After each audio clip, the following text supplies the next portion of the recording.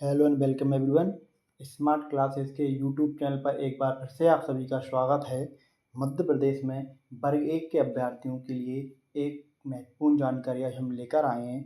जैसे कि आपको पता है कि वर्ग 1 वालों के लिए अभी दस्तावेज अपलोड की प्रक्रिया ऑनलाइन 14 जून से 18 जून तक चल रही है। इस दस्तावेज अपलोड के साथ ही जिला स्तर पर दस्तावेजों का सत्यापन भी होना है 21 जून से 23 जून तक। अब बात ये रहती है कि अपलोड आपने कर दिए हैं, लेकिन जिला स्तर पर क्या दस्तावेज आपको साथ में लेकर जाना है, इस विषय में आज हम बात करेंगे। तो चलिए स्टार्ट करते हैं। उससे पहले यदि आपने हमारा यूट्यूब चैनल स्मार्ट क्लासेस अभी तक सब्सक्राइब नहीं किया है तो हमारे यूट्यूब चैनल को सब्सक्राइब करें और बेल आइकन पर क्लिक करें। चलिए स्टार्ट करते हैं। साथियों, ये दिशा निर्देश लोक शिक्षण संचालनालय की साइट पर हैं। यदि आपको दस्तावेज सत्यापन संबंधी कोई भी समस्या आती है तो आप ये दिशा निर्देश देख सकते हैं। लोक शिक्षण संचालनालय की साइट पर बड़ी आसानी से आपको ये मिल जाएंगे। हमने वीडियो के माध्यम से बताया कि उच्च माध्यमिक शिक्षक पद हेतु अभ्यर्थियों द्वारा अपलोड किए जाने वाले आवश्यक दस्तावेजों की सूची, ये सभी दस्तावेज आपने अपलोड किए होंगे। अब बात आती है कि जिला स्तर पर सत्यापन के लिए क्या दस्तावेज आपको लेकर जाना है। तो ये है वो फॉर्मेट जिसमें बताया गया है कि उच्च माध्यमिक शिक्षक नियोजन अंतर्गत चयन सूची के अभ्यर्थियों के दस्तावेजों का सत्यापन।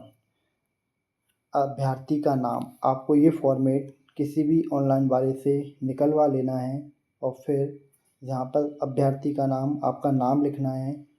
पुत्र, पुत्री या पत्नी, आपके पिताजी का नाम लिखना है यहाँ पर, या आप मैरिड हैं तो आपके हस्बैंड का नाम आपने लिखा होगा।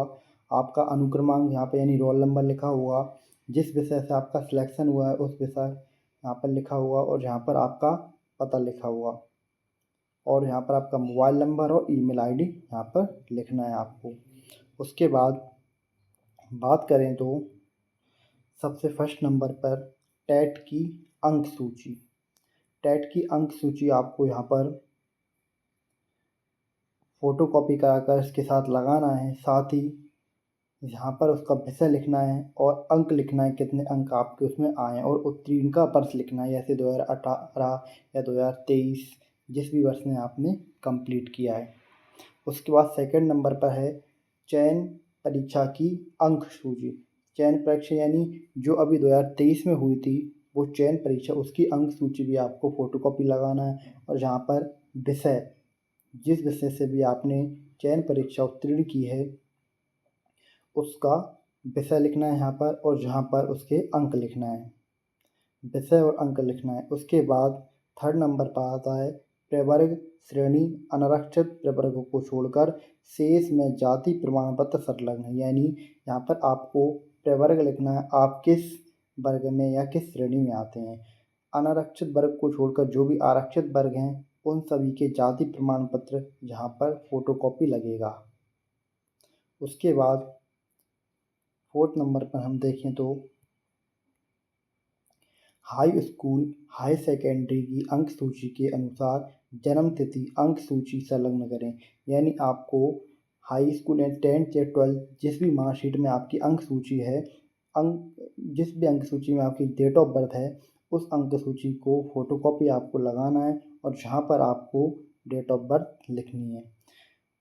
नेक्स्ट पॉइंट पर हम जाते हैं स्नातक की मुख्य विषय, तीनों विषय सभी सत्रों की अंक सूची संलग्न, सेमेस्टर होने पर प्रत्येक सेमेस्टर की अंक सूची संलग्न करें।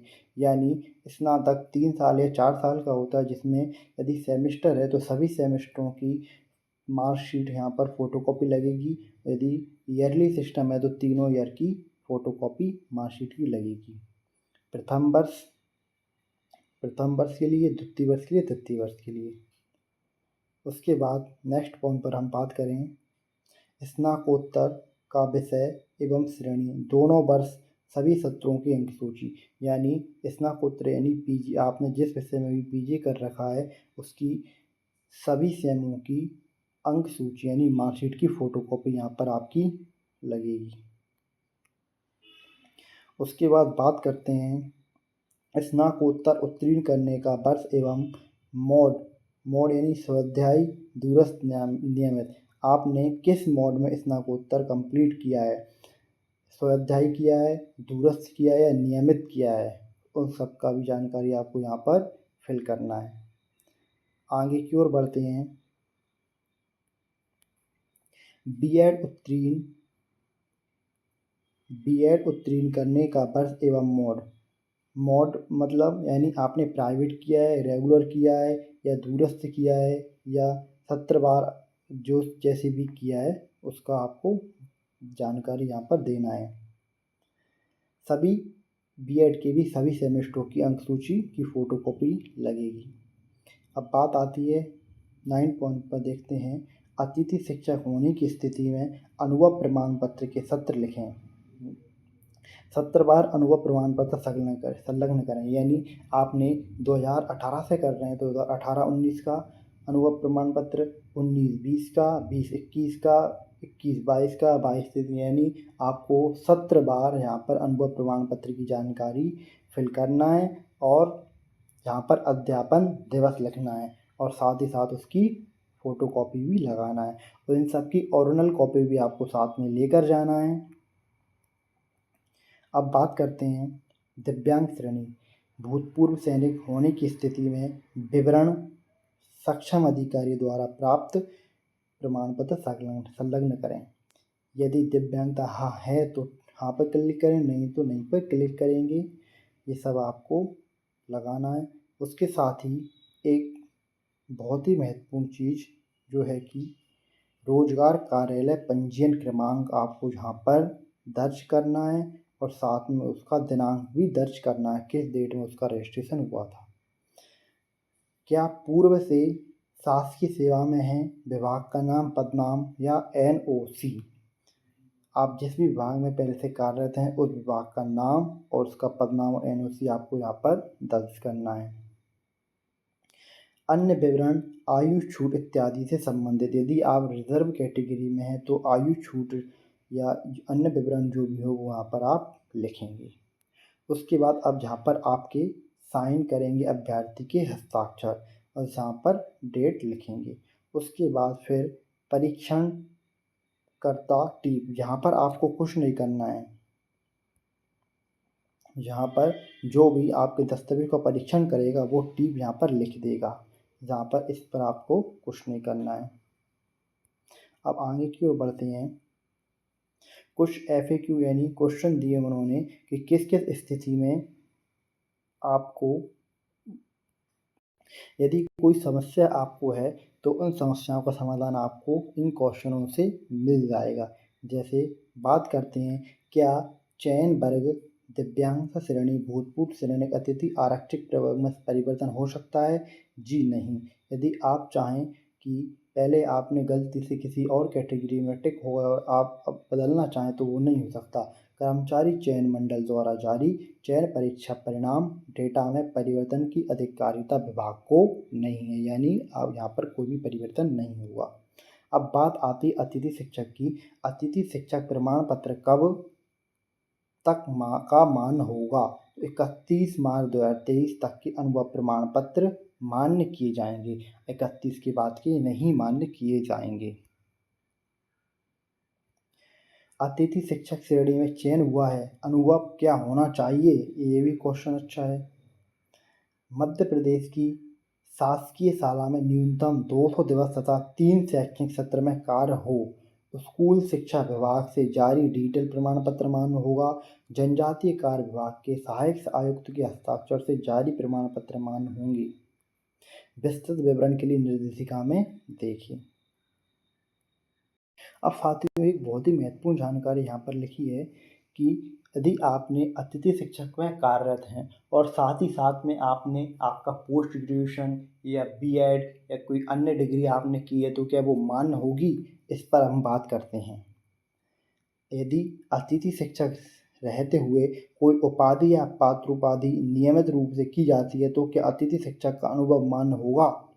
जिस सत्र में नियमित विद्यार्थी के रूप में उपाधि या पात्रोपाधि प्राप्त की है तो उस सत्र की अतिथि अनुभव मान्य नहीं हुआ। यानी आपने जिस सत्र में अनुभव अतिथि का अनुभव है और उसी सत्र में आपने बीएड या स्नातकोत्तर वगैरह कुछ भी डिग्री की है, तो वो उस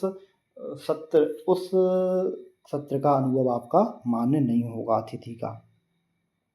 दोनों कार्य अतिथि कार्य की शासकीय शाला एवं पात्रोपाधि का कॉलेज और मुख्यालय एक ही है, तभी उस सत्र के अतिथि अनुभव मान्य किया जाएगा, अन्यथा मान्य नहीं होगा। मतलब यानी आपने अतिथि शिक्षक का काम भी उसी ज़िले में किया है और आपकी जो भी डिग्री ली है आपने जिस भी कॉलेज से, वो भी कॉलेज उसी ज़िले में हो तो मान्य होगा, अन्यथा मान्य नहीं होगा। यहाँ पे स्पष्ट लिखा है। अब बात आती है अतिथि शिक्षक की श्रेणी में चयन हुआ है किंतु प्रमाण पत्र नहीं है। मुख्य चयन सूची में अभ्यर्थी अमान्य होगी, लेकिन प्रतीक्षा सूची से कार्रवाई के दौरान संबंधित की गैर अतिथि प्रवर्ग के मेरिट के आधार पर पात्रता अनुसार कार्रवाई प्रतीक्षा सूची से होगी। यानी आपका गलती से अतिथि में टिक हो गया है और आपके पास अनुभव नहीं है, तो आपको वेटिंग लिस्ट में रख देंगे और यदि आप अनरिजर्व का कट ऑफ यानी गैर अतिथि का कट ऑफ पार करते हैं तो आपकी प्रतीक्षा सूची से उसमें पात्रता अनुसार चयन हो जाएगा। क्या अन्य राज्य का जाति प्रमाण पत्र मान्य होगा? जी नहीं। मध्य प्रदेश राज्य के सक्षम अधिकारी द्वारा जारी स्थायी जाति प्रमाण पत्र तथा डिजिटल नवीनतम ही मान्य होगा। साथियों, ऐसे और भी क्वेश्चन यहाँ पर दिए गए हैं, आप इस पीडीएफ को डाउनलोड करें लोक शिक्षण संचालय से और विस्तृत पढ़ें, क्योंकि एक एक बिंदु पर यदि हम चर्चा करेंगे तो वीडियो काफ़ी लंबा हो जाएगा। कुछ महत्वपूर्ण बिंदु पर हम बात कर लेते हैं। जैसे एक और महत्वपूर्ण बिंदु है, एक सत्र में 2 उपाधि अर्जित करना मान्य है अथवा नहीं। 2 नियमित उपाधि होने पर अभ्यर्थता मान्य नहीं होगी। एक नियमित हो और एक स्वाध्यायी हो तो मान्य हो जाएगा, यदि दोनों नियमित हैं तो मान्य नहीं होगा।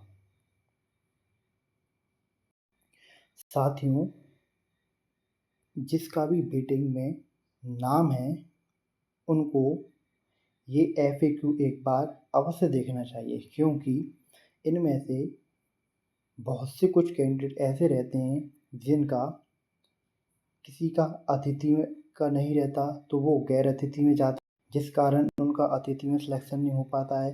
किसी का एक सत्र में अतिथि भी रहता है और साथ ही साथ उनका PG या BEd वगैरह भी रहता है तो उनका नहीं हो पाता। ऐसे बहुत से कारण रहते हैं वेटिंग क्लियर हो जाती है इनसे। साथियों, आप इस वीडियो को पूरा पढ़ें, आप इस PDF को अच्छे से पढ़ें और जिला स्तर पर अपना सत्यापन करने के लिए जाएं और सभी आवश्यक दस्तावेजों की प्रति और मूल प्रति अवश्य लेकर जाएं। साथियों, इस वीडियो में इतना ही। वीडियो पसंद आई हो तो वीडियो को लाइक करें, चैनल को सब्सक्राइब करें और अपने साथियों के साथ शेयर जरूर करें। धन्यवाद।